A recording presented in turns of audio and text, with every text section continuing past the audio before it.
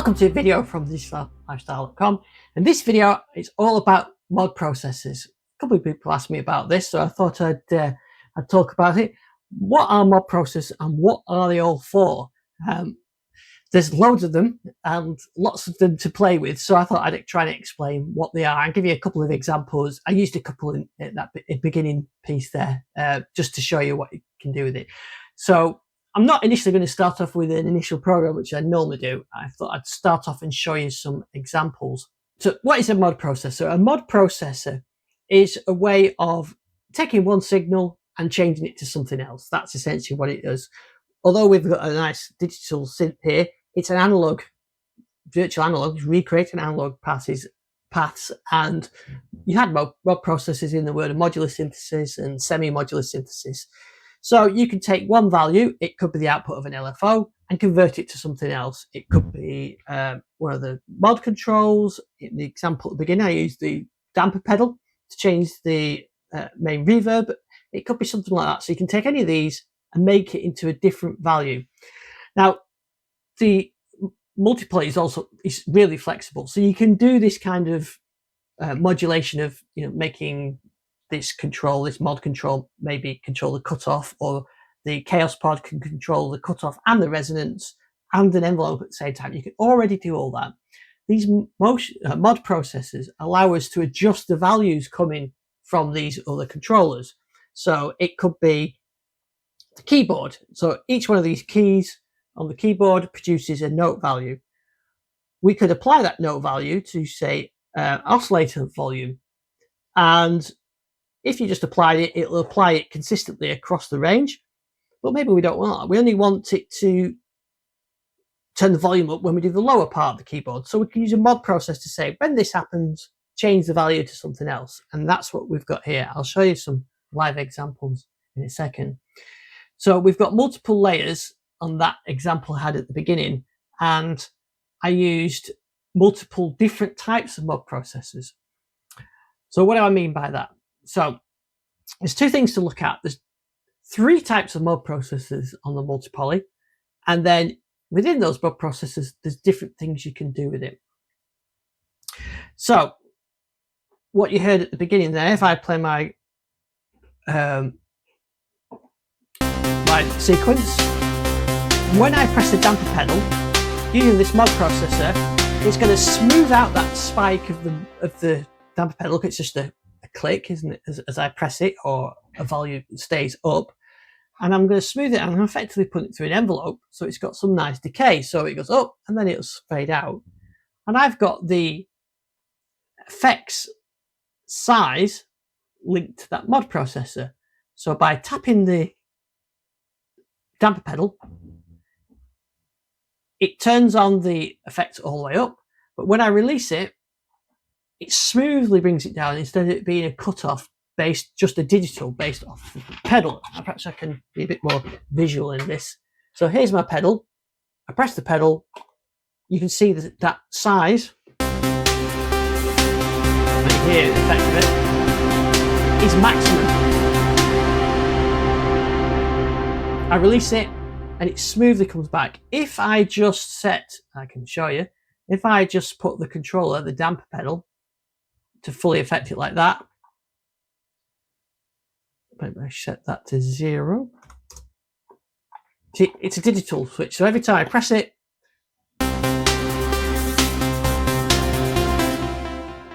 so in this case, I'm modifying that damper pressing signal and routing it through this mod processor. I've got an attack and a decay and a smooth attack. I could change it the other way as well. I can have it as a bit of attack and decay. So if I press it now, you'll see it smoothly goes up and then smoothly goes back down again. It's quite fast, but I could just increase that. And you can see when I press it now, it slowly goes to peak and then slowly goes back down. So the effect of that, I'll wait till it goes back down, is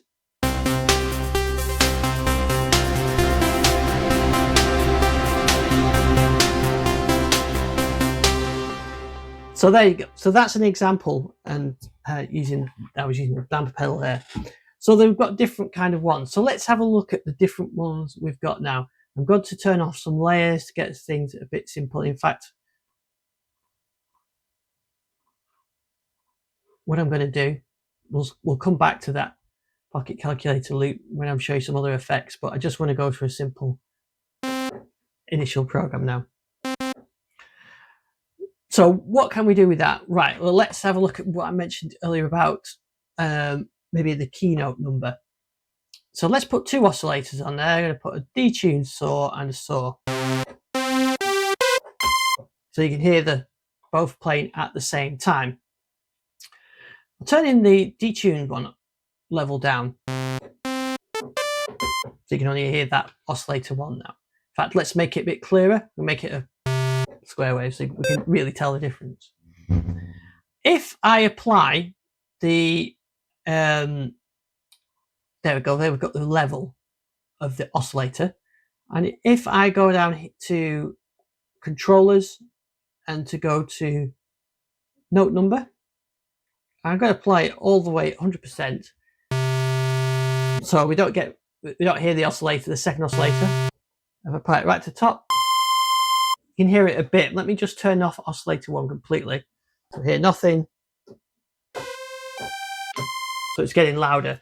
So that effect of scaling it across the whole keyboard doesn't work in this case for those note numbers. So what we want to do is just tweak that range so it works better. So we can go from completely 0 to 100% when I go maybe up to the top octave there. So we can use a mod processor. So instead of it being note number, I'm going to apply it to a mod processor.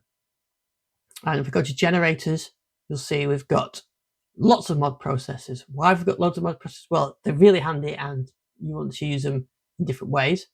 But you see we've got perf for performance, program, and mod processors. What's the difference? So this is a key thing with mod processors.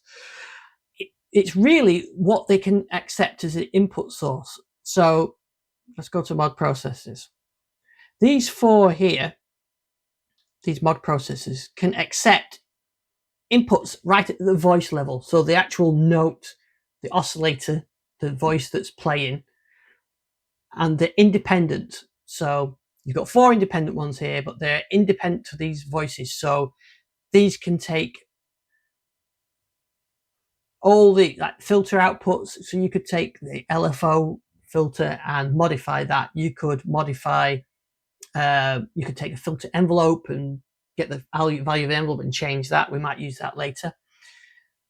That's done right at the voice level. So that applies to each individual voice. When you press another voice, so the second note, that gets its own unique mod processor. So when we come to the next ones, these are at a program level and have slightly, you'll see, slightly less sources. If we look at generators, say we can't use the LFO output or the envelopes because these are applying to the program level, not the voices. But it means that you can modify things like the depth of an effect. So I'll show you that bit in a sec. So that's at the program level, and then we've got these at the performance level, which control all the layers together. So that's things that are common to the performance, which include arpeggiators, chaos settings, global effects like the master reverb, the master EQ, that kind of things. So what effectively you've got four right down at the voice level, think LFOs and oscillators, two here at the program level, so think at a layer, effects, things like that per layer, and then you've got these performance ones, so think that across the top layer, so that affects master reverb, master EQ, some chaos stuff, arpeggiator settings and things like that. So we'll break these down now. So I'm going to start with mod process 1 and back to what I was talking about, that key thing. How can we adjust it? So the next thing we've got to look at is the type of mod processor we want. So we've got all these. So we've got a gate, offset, quantize, scale, curve, sum, and smooth. let's stick with gate for now. So what a gate does, it says if the value that you give it, maybe key position, is below the threshold you tell it, do one thing. If it's above, do something else. It's like a logic gate, computer logic gate. So, but it's it can take an analog value. So it's not a yes or no. It's got an analog value in and an analog value out. So we talked about keyboard, didn't we? So let's use the keynote number. There we go.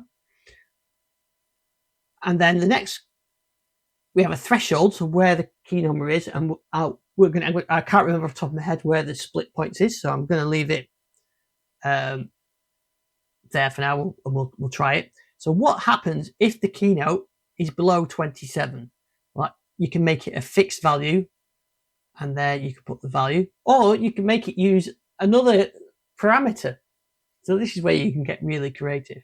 Let's stick with fixed value for now. So I want the fixed value to be 0. So the sound, I want the oscillator to be muted, and I want the above value to be 100. So the oscillator to be fully up. Let's try it. So what I need to do now is change that from note number to mod processor.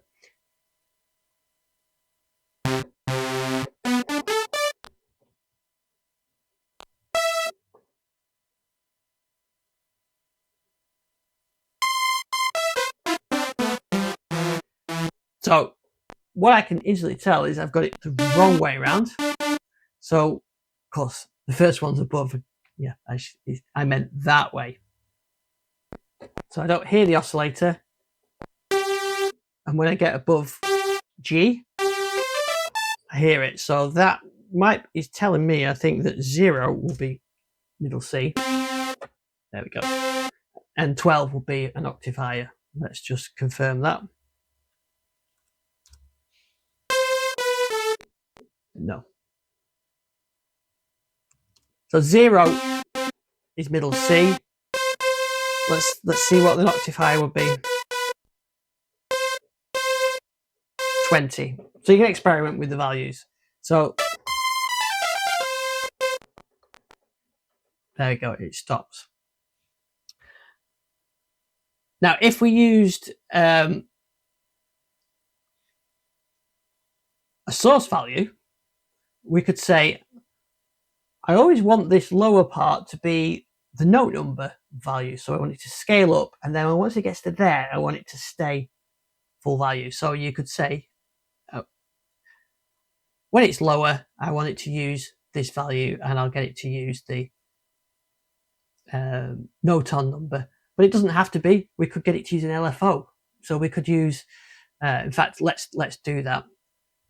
So I'll go to one of the generators. Let's use the pitch LFO. So when we go below our threshold, the volume of oscillator 2 is the LFO, one of the LFOs. When it's above, it stays up.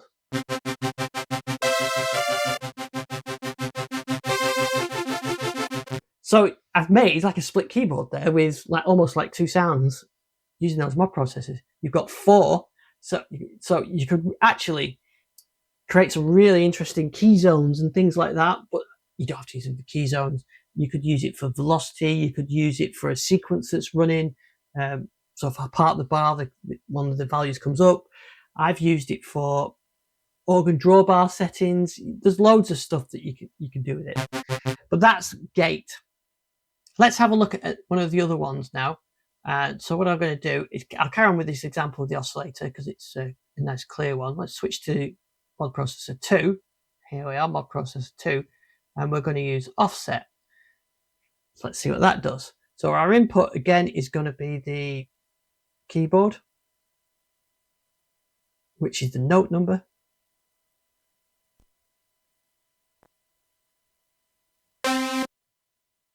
And here's a value of the offset.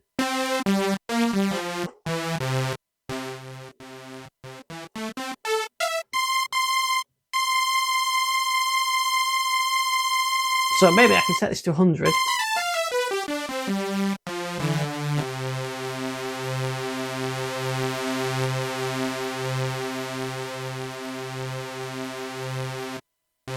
So we're offsetting that scale of the keyboard tracking. We're offsetting that to a different value. So here's how you can, so that's an offset value. So it's basically shifting that table up. Could be handy for maybe using probably aftertouch or something like that. Next one we've got is Quantize. This is a great one for making some interesting effects. So let's set this as 16 steps. Doesn't sound a great deal different to what we did before. So let's do it with something else rather than the volume. So let's stick that on there, and I'm going to change to a digital wave. I'm going to use one of the DW8000 wave tables. And if I change the position, you can hear it stepping through that. So I'm going to use the, let's go with the mod. I'm going to do something different. We'll use one of the mod controls here to alter that position. So you can hear that smooth transition there. But what if we changed it to a mod processor and we put some quantize on, and I said I only want 16 steps? Our input for the mod processor can be the mod 1,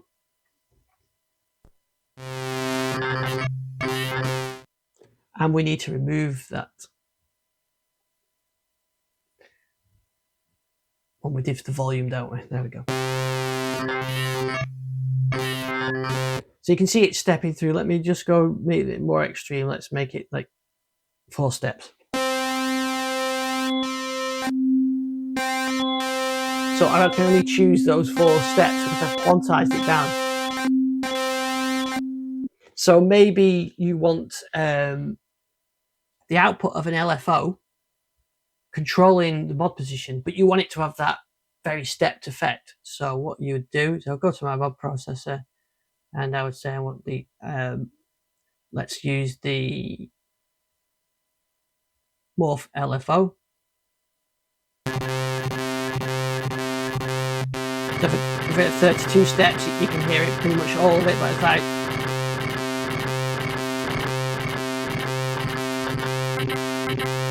That's like 5 steps, 3 steps, 2 steps. So you can hear that that's really a handy effect for creating that sort of more digital effect of those steps. Especially if I take the LFO, let's tempo sync it.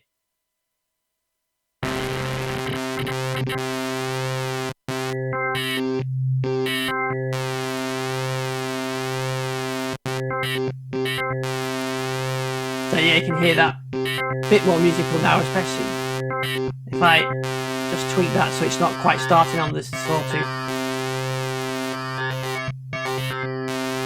Yeah, so there you can hear, and it's a great little effect, that quantize one. What else have we got? We've got scale, so we can scale it, and we can use a second value as a scale. So with a scale, what it does is you're controlling the amount of value that you get from the input. So we've got the LFO constantly going up and down. We can apply a scale value, and it can increase or decrease the amplitude amount of that LFO. So this one here, this scale source, sets effectively the polarity of the way that the source, the scale source, is affecting the one above it. So I set it to 0.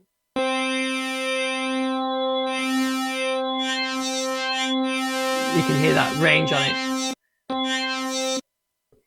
So you've got you've got these amounts here, and if I set this is a high amount, then really the scale source doesn't get a chance to do something. So I set it quite a low amount, and I'm going to set the amount of scale source, sort of the weighting. So how much of this key tracking are we going to use to affect that LFO above it?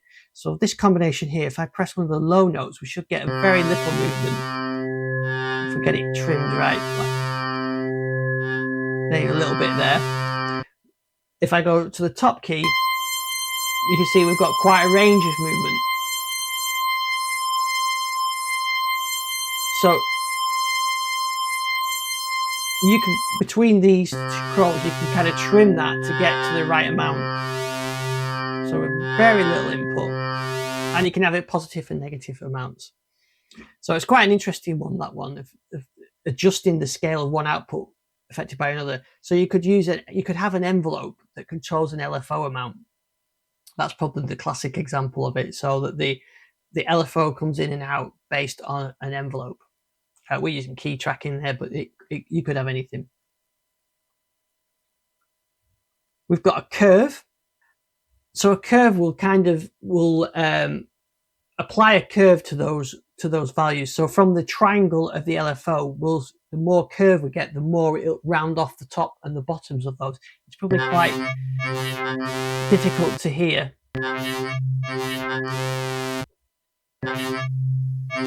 You can hear it's got more. Yeah, so it's curving off that top level. So the spike of the triangle wave is leveling out and curving and staying higher, and then drops down, which is what you can hear that at the top. If I bring it back down to almost nothing, see, the triangle peaks and comes straight back down. So you're just smoothing off those edges. So it's quite handy for doing things you want a bit more smooth values rather than the straight angle values. So any controller or any parameter you can use, the output LFOs, envelopes, just to smooth things off.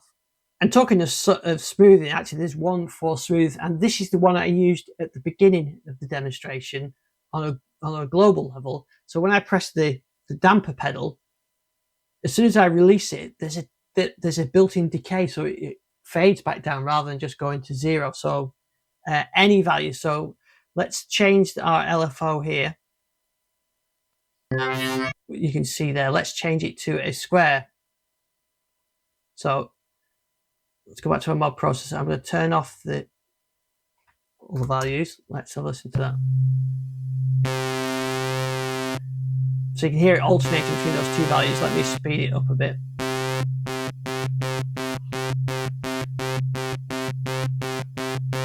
So let's see if I smooth off that decay.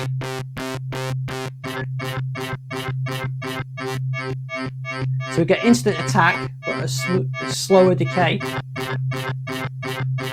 If I slow the envelope back down again, the LFO back down again, you hear that. If I go to the mod, if I slow the attack or smooth the attack out, so we're actually back to a triangle wave. So you can see we've given it a square wave, and by smoothing the attack and the decay, we've created a triangle wave. You could say, why don't you use a triangle wave and then you don't have to do that? That is correct, but I wanted to give you an example, and you can use it for other things, like I did with the damper pedal. Or maybe you could use, you want to have an effect where you just tap the chaos controller, because chaos controller can work as a button, and then it does something else, like make the filter sweep up or whatever. That's a way of doing that as well. So that's your attack. That's a really good one to use to smooth out triggers, sort of sharp triggers, smooth them out, give them an attack and a decay. And you can actually use them as an envelope. We've already got loads of envelopes, but here is a way of using another envelope. You can have it triggered by, say, the step pulse, and use it as a fifth or sixth envelope. And then the other one we've got is a sum. So a sum adds two waves together. So what this one does, we can have, say, a pitch value coming in, and we can have LFO modifying that pitch. So the pitch can be controlled by one value, and the LFO rides on top of that. So let me show you what I mean. There's our example we've got already. So we're using that morph effect. In fact, so what I'm going to do on this one, turn that back to a triangle. So you can hear back to there. Right. So let's say I want that to do that sweeping effect, but I also want it to sweep up slowly at the same time and then have a bit of vibrato of that wave shaping at the same time. So kind of combining two LFOs. So let's see how we can do that. So I'm going to, the pitch is one LFO, and I'm going to use I use the pitch LFO as my second amount. So one of them I want to be very fine, and one of them I want to be slowly rising up and down. So I'll just turn that down for a sec. So we've just got the morph LFO then. So let's get that quite a bit faster, but I want it to be less impact. So it's like that kind of, you can just hear that slight shift of it. So that's, so in my mod processor, I've turned that back up. In the mod processor, I've got it there as 100.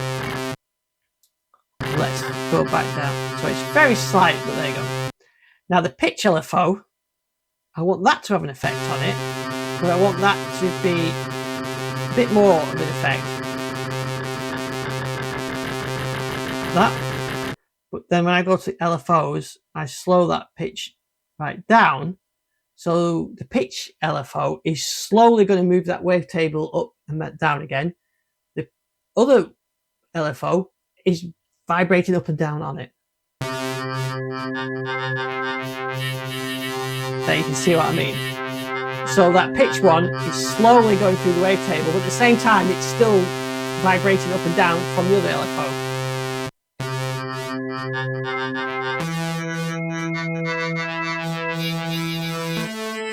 So that's quite handy in this case. Sometimes it sounds a bit static when it slowly moves through it, so you can do it that way.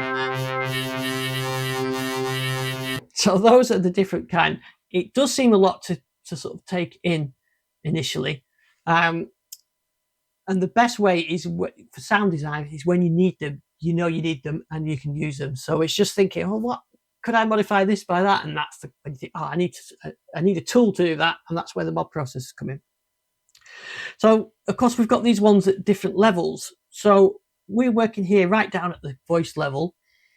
If I go up a level to these program ones, we can have exactly the same settings of these, but you notice we've got less controllers because we're working at a program level.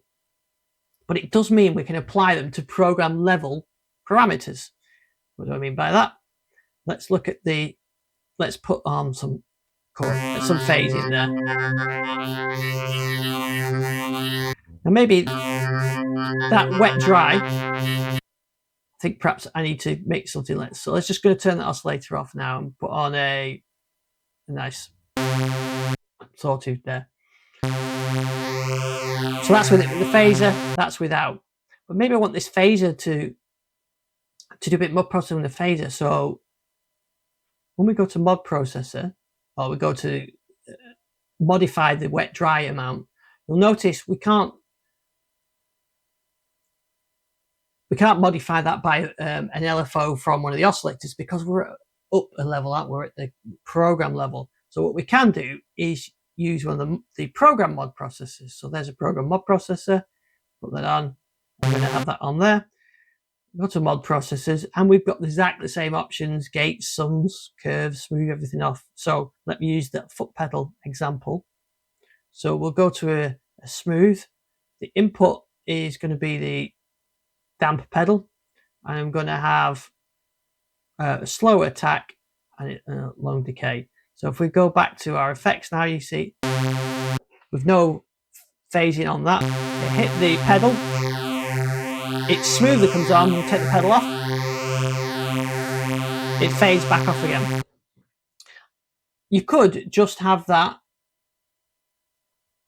controlled by the foot pedal, but it's digital, on, off. So I want that smooth, so when I release it, it smoothly comes out. So we use that program level mod processor. The next step up from that is the global one, which are the performance ones. So these are the highest level, the performance level, which is all 4 layers. So what can we control through that? Well, we've got a number of things that these two here come to mind immediately. Master reverb. So let's let's put a reverb on here. I'll put on something that we can hear. So we've got a big cathedral reverb. Don't forget these ones, these reverb send, they're actually at the program level. I'm talking, this is the master reverb, so maybe the size of the cathedral. So let's turn that on. There's the size. I can turn it down through the size. So let's have that size modified by the performance mod processor one. We'll go to that. There's performance mod processor one. What can we use it in? Is it, well, we've got all the usual ones as well, so I can try any of these sources, smooth, gates, and so on. Let's do a gate. What can we do with that? Well, we can use any of the controller values. We can use chaos. We can use, I should mention as well, all these MIDI CC are available as well, so you can send in MIDI to them. All of these mod processors take these MIDI CCs, so you can have any MIDI CC coming in affecting any of the parameters on here, but with some adjustment of the values as well. So you can do all sorts with it. Let's just do something that sounds good. I'm going to use the let's try velocity and see what it does. So we could smooth it, we could, you know, all the other things. Let's do it with the gate. So if the velocity is above a certain value, I want it to be maxed out, and if it's below, I want it to be the time to be low. Let's have a look at the effects. Let's try it. So I'll do a low velocity. Size is small. If I do a higher velocity, the size is full.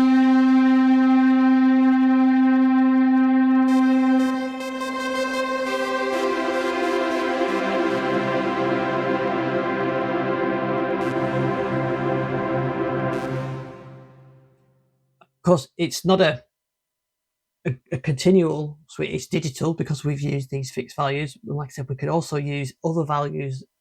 So we can say when it's low, use the value of the keynote number, or when it's high, use the value of the pressure, you know, something like that. But I could, this is probably a good one for a bit of scaling, just to get the scaling right, so that it's 0 here and it's 100 there and so on. So it's a good example of that. So if I just go back to my Kraftwerk example,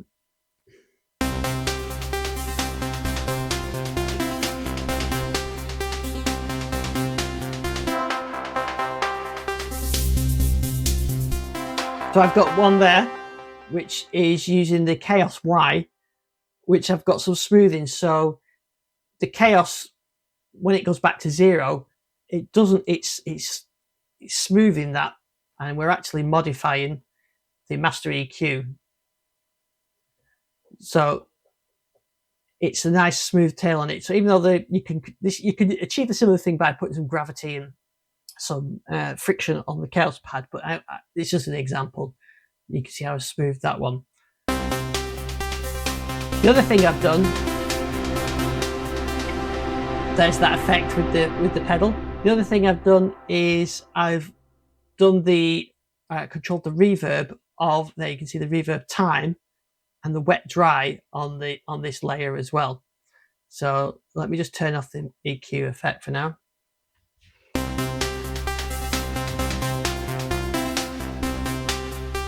So I've made it so that when the Chaos is fully down, the time's 0, but the wet dry is 0, and when you go up, it goes to a mixed.